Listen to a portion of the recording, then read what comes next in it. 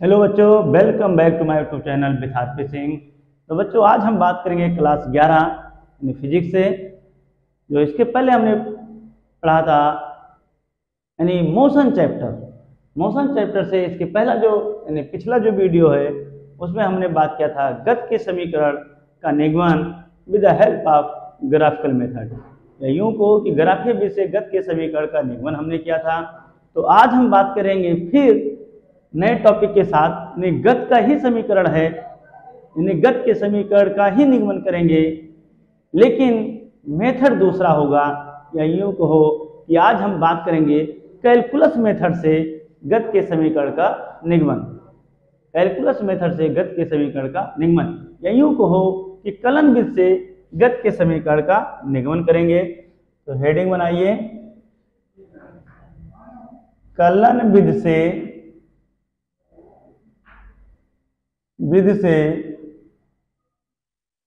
गति के समीकरण का निगमन।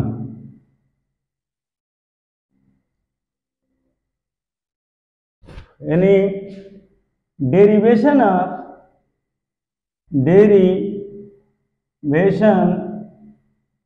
Of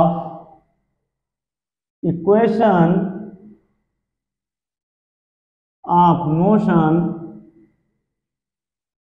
motion by calculus method.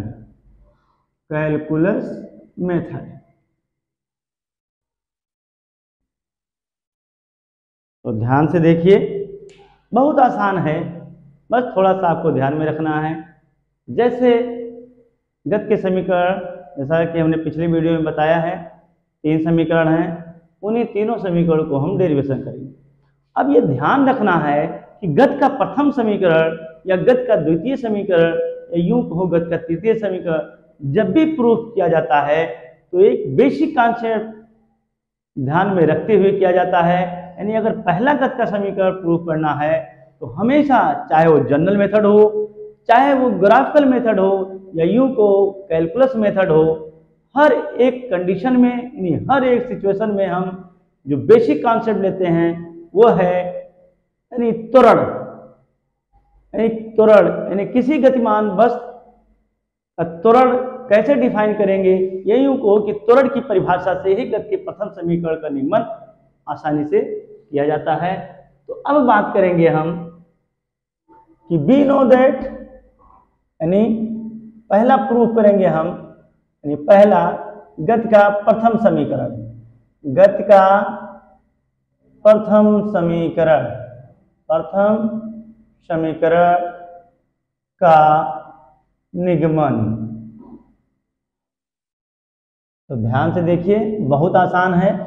तो जैसा हमने बताया, जब भी फर्स्ट इक्वेशन ऑफ मोशन की बात होगी तो बेसिक कॉन्सेप्ट है कि किसी मूवमेंट पार्टिकल यानी किसी गतिमान वस्तु की त्वरण से ही डिफाइन होती है। तो जैसा कि हम जानते हैं, यानी वी नो दैट, हम जानते हैं इन mathematical form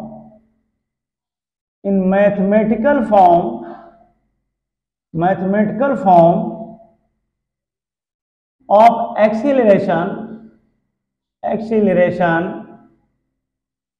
in any movement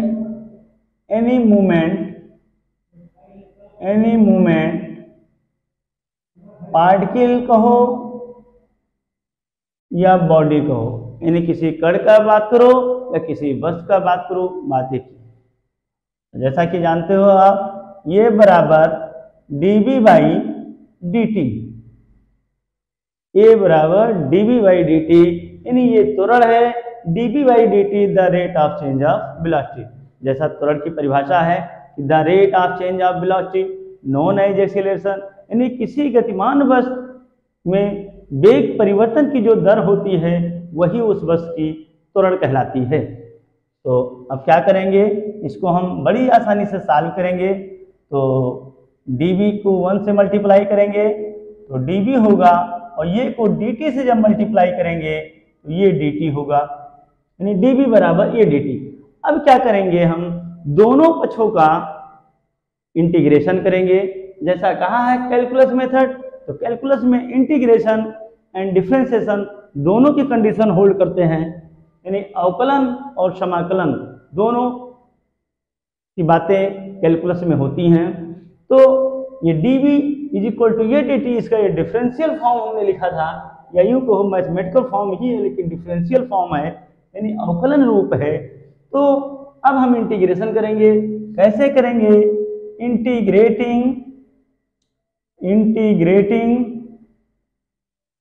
integrating on both side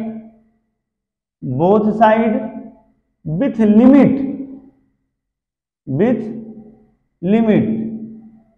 limit on situation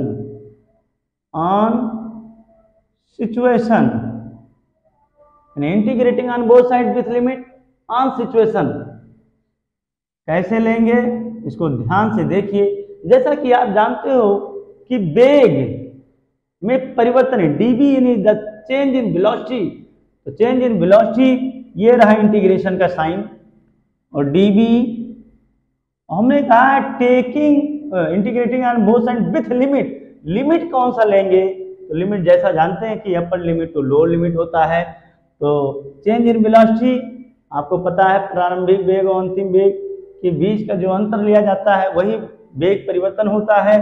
तो u to b is equal to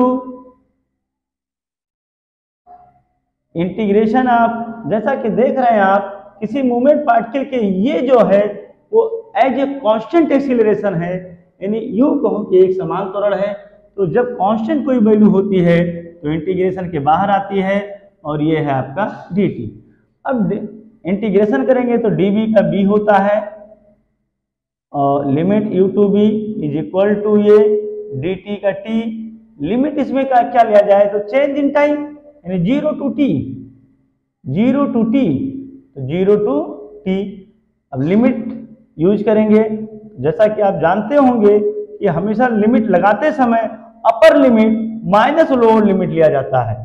तो b के स्थान पर यानी b ही होगा, और b के स्थान पर इसकी जो इनिशियल वेलोसिटी है वो u है, इसीलिए u इज इक्वल टू ये t माइनस 0, यानी b minus u equal to t minus 0, यानी टी इंटू ये is equal to a t, या यूं कहो कि b equal to u plus a t. अब ये जो देख रहे हो b equal to u plus a t, यही है दिस इज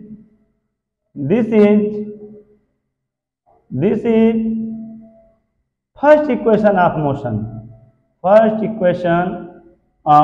मोशन, यानी प्रूव्ड गत का प्रथम समीकरण हमने प्रूव किया। इसी प्रकार अगर बात करें हम गत का द्वितीय समीकरण, तो भी बड़ी आसानी से निकाला जा सकता है। कैसे प्रूव करेंगे वो देखिए, यानी दूसरा जो होगा वो गति का द्वितीय समीकरण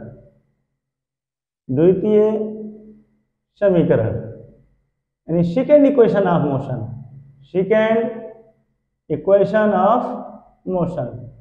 गत का द्वितीय समीकरण।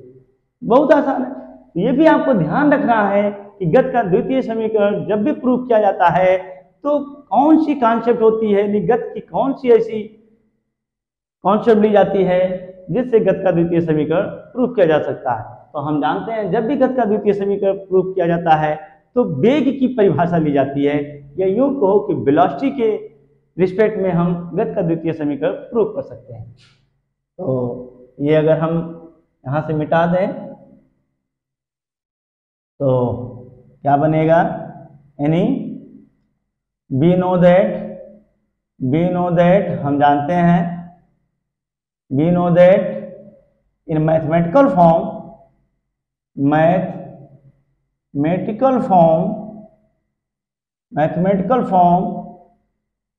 ऑफ वेलोसिटी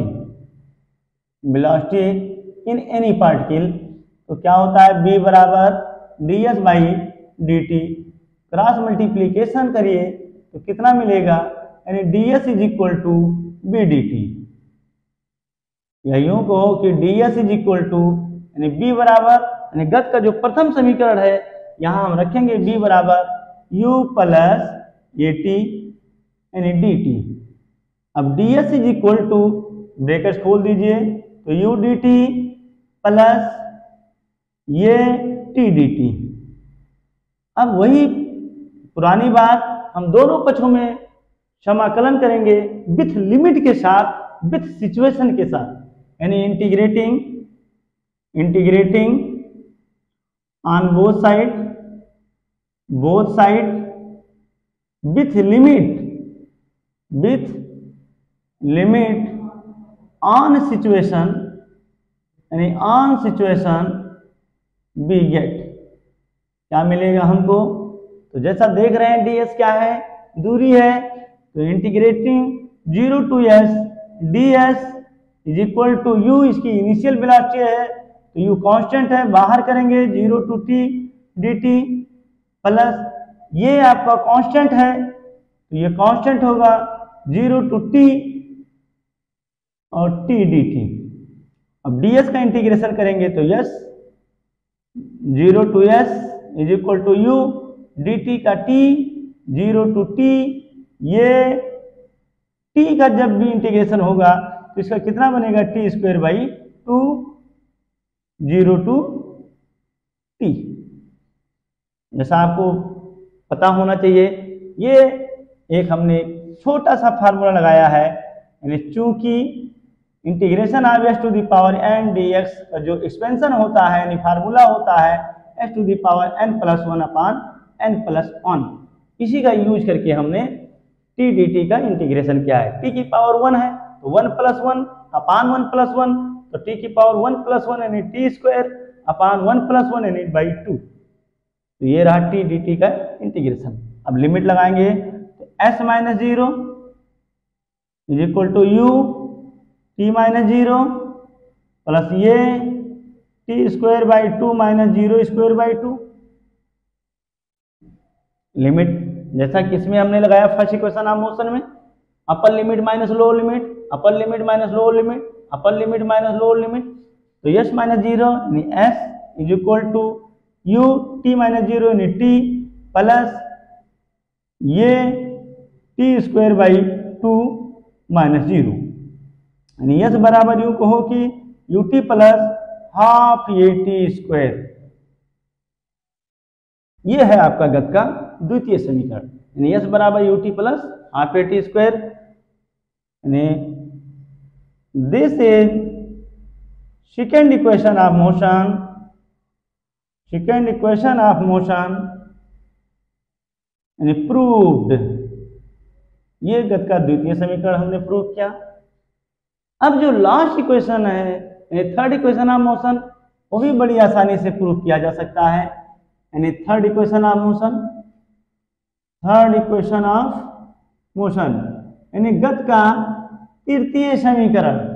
तो जैसा कि आप जानते हैं कि गत का तृतीय समीकरण कोई नया समीकरण नहीं है, बस फर्स्ट समीकरण और सेकंड समीकरण, या यूं को गत का प्रथम समीकरण और गत का द्वितीय समीकरण जब आपस में हम कॉम्बिनेशन करते हैं तो उससे जो एक नई इक्वेशन बनती है उसी का नाम है थर्ड इक्वेशन ऑफ मोशन। बड़ी आसानी से निकाला जा सकता है। कहने का मतलब है कि इसमें फर्स्ट इक्वेशन और सेकंड इक्वेशन दोनों के कॉन्सेप्ट को हम इन्वॉल्व करेंगे बड़ी आसानी से और देखेंगे कि तीसरा जो समीकरण है वो क्या है। तो वी नो दैट हम जानते हैं ये बराबर यानी एक्सीलरेशन ये बराबर dv बाई dt, या इसी को हम लिख सकते हैं dv अपान ds अपान dt अपान ds, यानी अंश और हर में हमने ds से डिवाइडेशन करा दिया। तो डिवाइडेशन कराओगे तो कितना ds कैंसिल है, dv बाई dt फिर वही राशि बनेगी, लेकिन फंक्शन चेंज हो गया, यानी ये बराबर dv upon ds into ds by dt। तो जैसा कि आप देख रहे हैं ये बराबर यानी dv बाई अपान ds और ये है ds अपान dt। तो the rate of change of displacement known as velocity यानी b, ये कैंची गुणा कर दीजिए क्या मिलेगा, यानी ये मिलेगा, ये ds is equal to B D B. अब क्या करेंगे, integrating on both side, integrating on both side with limit, जैसा हमने यहाँ लिखा है integrating on both side with limit on situation we get, तो वही काम हम यहाँ भी करेंगे, integrating on both side with limit on situation. तो क्या होगा, तो जैसा कि आप देख रहे हैं कि यहाँ पे ये कांस्टेंट है तो ये बाहर हो जाएगा, इंटीग्रेशन लगाएंगे 0 to s, यानी ds is equal to u to b b d. अब ये बाहर है, ds का integration s 0 to s is equal to b d b, तो b square upon 2 u to b।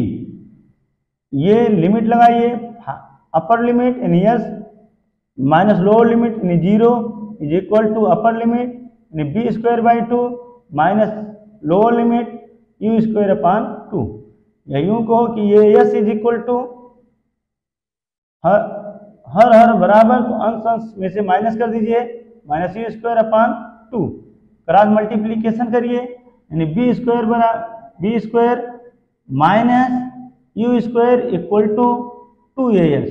या यूं कहो कि बी स्क्वायर बराबर यू स्क्वायर प्लस 2as। ये गति का तीसरा समीकरण है, यानी बी स्क्वायर बराबर यू स्क्वायर प्लस 2as, यानी proved, third equation of motion proved. यही गति के तीनों समीकरण हैं जो हमने कैलकुलस मेथड से प्रूव किया है। इसके पहले ग्राफीय विधि से पिछले वीडियो में हमने डेरिवेशन किया था, आज हमने कैलकुलस मेथड से गति के तीनों समीकरण को हमने बड़ी आसानी से प्रूव किया है। आशा करते हैं आपके समझ में आया होगा, और यदि आप स्क्रीनशॉट लेना चाहते हैं तो ले सकते हैं।